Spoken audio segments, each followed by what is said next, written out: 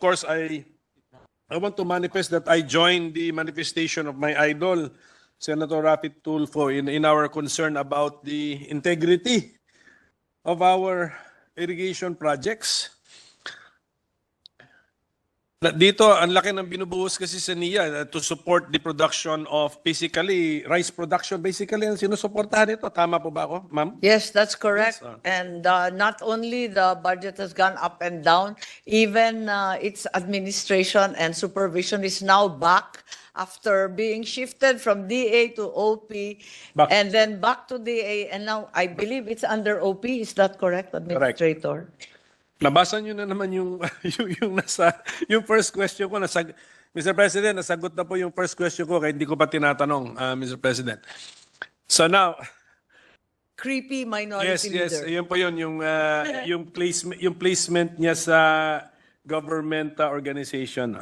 Now, it's back to OP. Sige pa. Ito lang po napansin ko, Mr. President. Okay. 2025 NEP. Therefore, President's recommended budget level po ito ng kanyang agency directly under the Office of the President, 42.5 billion pesos. Is that correct? That's correct? Yes, that's okay. correct. Our committee report, which the sponsor is now defending, the level of the budget for NIA is 41.4 billion pesos. Is that also correct? No, that's not correct. I Sige think pa. we've made some adjustments. What is it, ma'am? And yes, it started at 42 billion with a NEP. And thereafter, lump sums were added in the Congress. And also in the NEP, at the same time as they added, they also removed from the NEP the assistance to farmers, the heavy equipment, and locally funded projects. What we did in the Senate version is firstly delete all the lump sums because I believe, as Senator Tulfo highlighted, that this is the source of confusion and potential corruption because there are no line items, there is no identification of individual projects or even their location. So as a result, the subcommittee deleted 51.135 billion worth of lump sum increases in pump irrigation, communal irrigation, national system irrigation. So nagtanggal po ako na napakalaking halaga.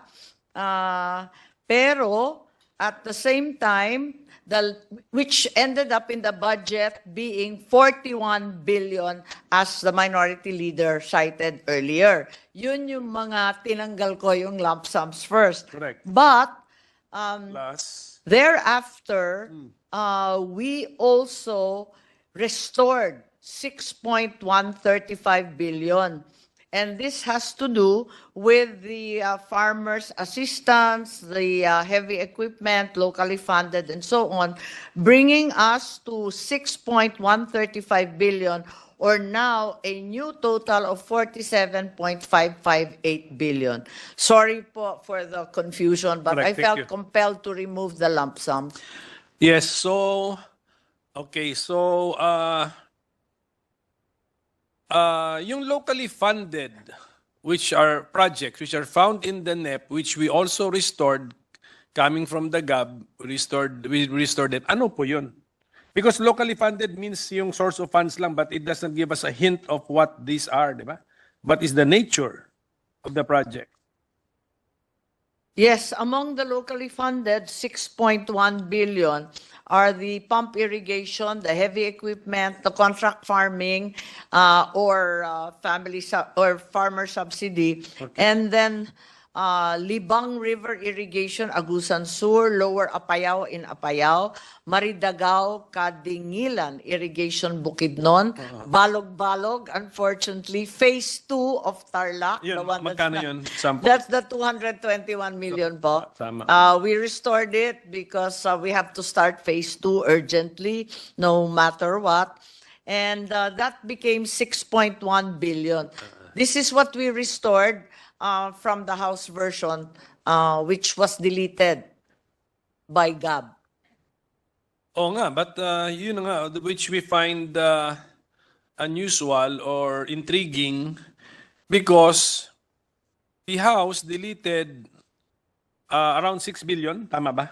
Around 6 Yes, billion. that's correct. And yet ended up being 53 billion pesos more than the NEP level. So, That is correct.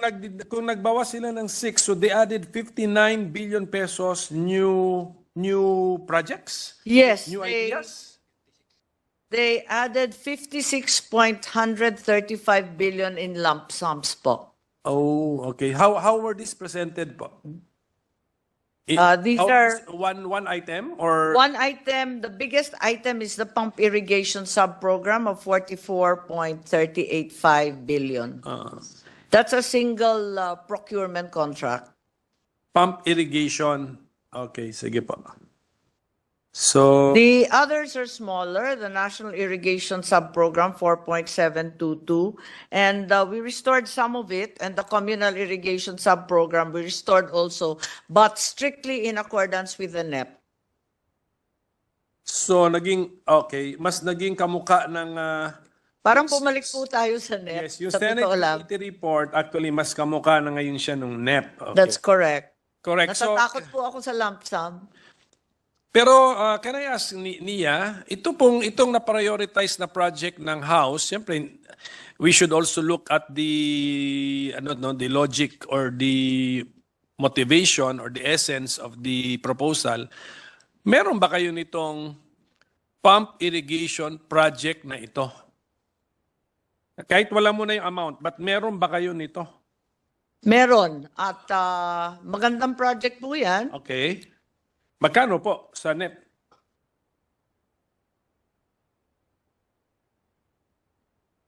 Ang NEP, nasa 2 billion po. 2 billion, okay. And it ballooned to 44.38.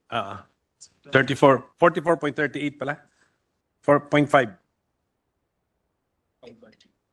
Sige, okay, so 2 billion. 2 billion 2 lang billion found its way into your NEP, President's budget, under the pump irrigation project. But, during the budget call, when the NIA prepared their budget, magkano po yung amount na linagay nyo sa pump irrigation project?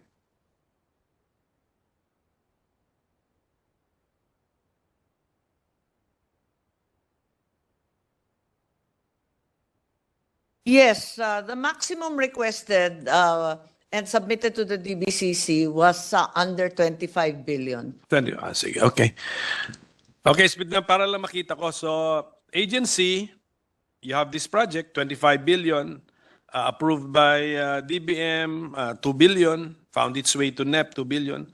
House says 44 plus billion pesos. And then, committee report brings it back to 2 billion. 2 billion? Did we bring it back to 2 billion? When we... Yes, that's Yeah, correct. Okay, sige. Okay, so I think, Mr. President, more or less, I understand now the behavior of the budget of NIA. It reminds us, buti dito po ang acting majority leader natin si Senator JV, parang DOTR budget din na parang ang layo pagdating sa GAB, ang layo niya sa President's budget. Meaning to say, parang nag-act ng executive yung yung House of Representatives na mas marami silang ideas na for execution ng executive agency na ito. So siguro kailangan lang natin ng more siguro coordination, siguro from the very start, maybe when the agency's budget is being formed or being finalized, dapat siguro may consultation. Ang layo kasi tandaan nyo, ang House, they're also district representatives of the people. So, Yes. Sila? Having been member of the House for 12 years, I know the parochial concerns and the desire to perform. Pero kinabahan po ako from 2 billion naging 44. 44, yes. Kaya nga. So, sa point of view nila, ito po ay isang priority and flagship. Naging na priority, flagship pa kasi talagang bubuhusan ng pera, and yet from the executive processes parang hindi. So I think we need more coordination. So balik na naman tayo dun sa PLLO na kailangan niya maging effective na tulay. Kailangan siguro makita natin. Siguro sa next year's budget process, take into account ninyo na ang pressure sa House is 44 billion. Ibig sabihin nun, mayroong clamor. There's a clamor. That's right. The people's representatives on a district level, they put value dun sa project ninyo. Yun ang gusto nilang buhusan ng pera eh.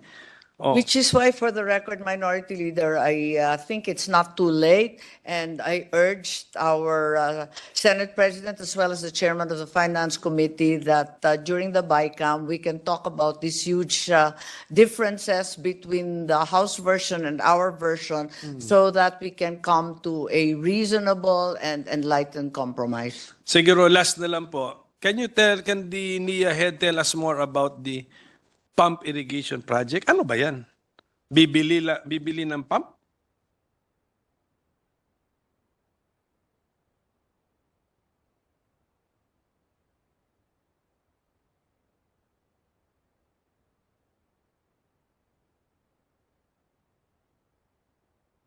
Okay, yes, the pump irrigation project is a solar powered irrigation project that involves drip irrigation, which is very, very important now that rain has become so sparse, or a deluge.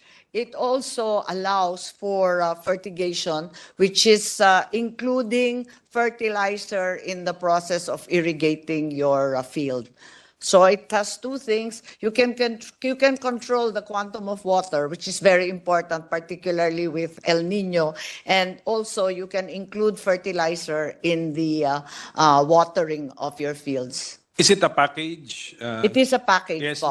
may we know the cost of the package?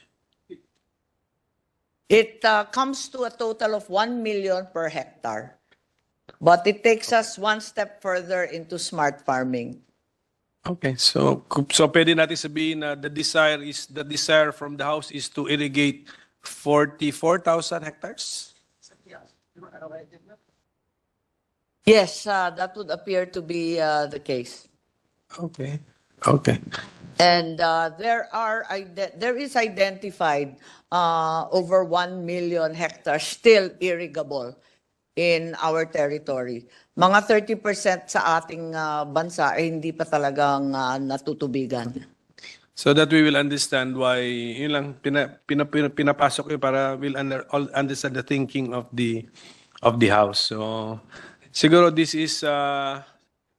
think this is a legitimate subject matter for the compromise mechanism and the harmonization methods during the BICAM, no? Kasi meron naman siya talaga. It's a question of the amount lang eh. Kung how important does this project, how important is the role of this project in the overall plan of NIA as well as of the administration. Yeah.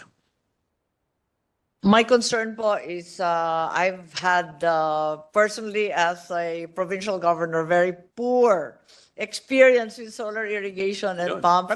I would still commit the larger amount of any budget to the big ticket items and the high dams in the larger areas. Problema kasi nito yung paisa-isa.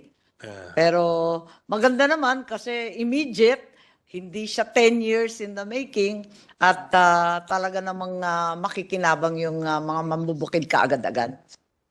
At saka, may hint of Israeli technology in the drip technology. So at any rate,